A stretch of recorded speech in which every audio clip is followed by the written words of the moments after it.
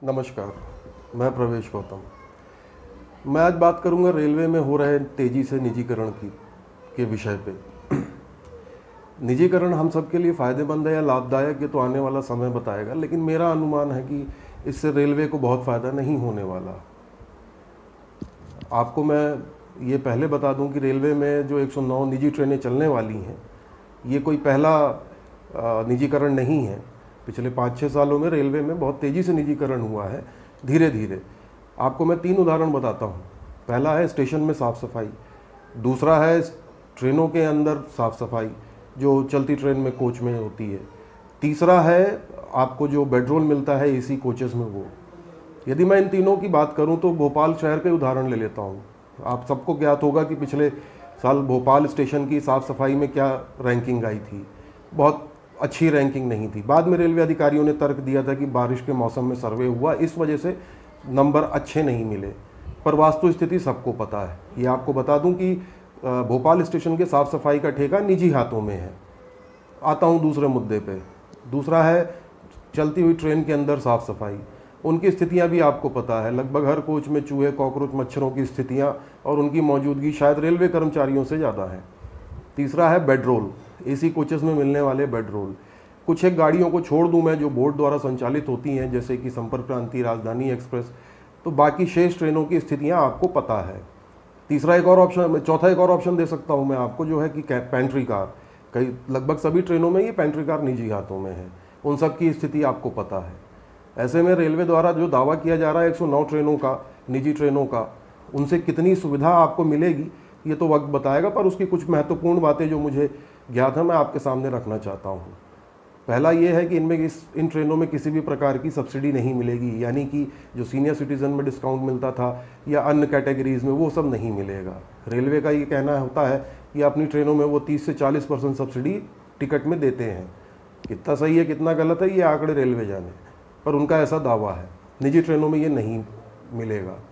अब मैं आता हूँ, एक अभी ज्ञात हुआ मुझे हाल ही में, भोपाल से पुणे के बीच में एक निजी ट्रेन चलाई जाएगी। जो 109 रूट बनाए गए हैं उसमें ये भी शामिल है।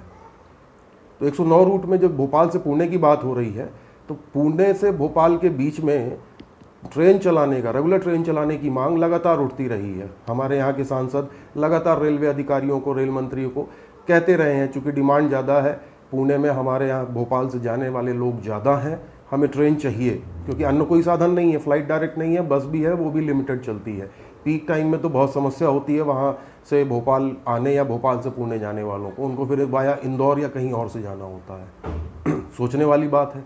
उस समय रेलवे का तर्क ये था कि हम रेगुलर ट्रेनें नहीं चला सकते। क्यों? क्योंकि पुणे में जगह नहीं है, ट्रेन पार्क करने की पार्किंग बे नहीं है, यार्ड नहीं है। हो सकता है रेलवे की अपनी समस्याएं हों, पर ऐसे में सवाल उठता है कि जो निजी ट्रेनें हैं उसके लिए जगह कहाँ से मिलेगी। एक बात और, रेलवे ने अपना एक कैलकुलेशन किया है कि एक ट्रेन के संचालन में हमारा कितना खर्चा होता है। वो कैसे किया, क्या किया, ये तो रेलवे बोर्ड जाने। भोपाल के अधिकारियों के पास इस सवाल का कोई जवाब नहीं है। उन्होंने एक कैलकुलेशन किया कि ट्रैक पे हमारा मेंटेनेंस, ट्रैक पे हमारे जो भी समस्याएं हैं वो हम ये करते हैं। उन्होंने एक आकलन किया और उसके ऊपर जो दावा करेगा ट्रेन को चलाएगा।